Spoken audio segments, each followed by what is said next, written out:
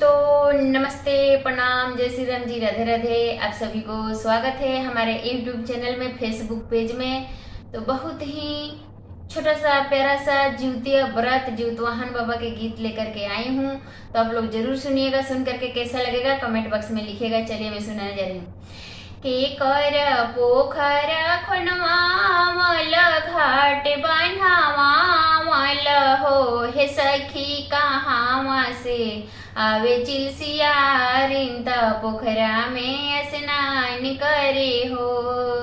के कर पोखर खुनवा मल घाट बन्हावा मल हो हे सखी कहाँ से आवे चिलसियारिन त पोखरा में स्नान करे हो।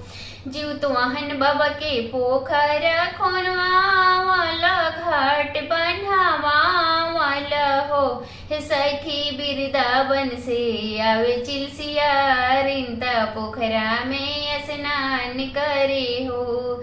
जीवतवाहन बाबा के पोखर खुनवा वाला घाट बन्हावा वाला हो हे सखी बिरदावन से आवे चिलसियारिन त पोखरा में स्नान करे हो।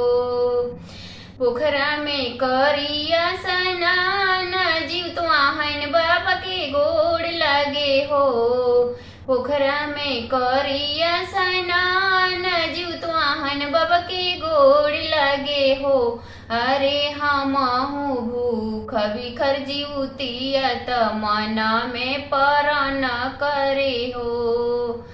हमहु भूख बिखर जीवतिया त मना में परान करे हो। सुख सौभाग्य दिहा जीवतवाहन बाबा लालनाय अमर करिह हो। सुख सौभाग्य दिहा जीवतवाहन बाबा लालनाय अमर करिह हो। अरे बाछिनी के दिहा बाबा लालनावा तो सब करिह मंगल हो। अरे बाझिनी के दिह बाबा लालनावा तो सब करिह मंगल हो। के कर पोखर खुनवा वाला घाट बन्हावा वाला हो।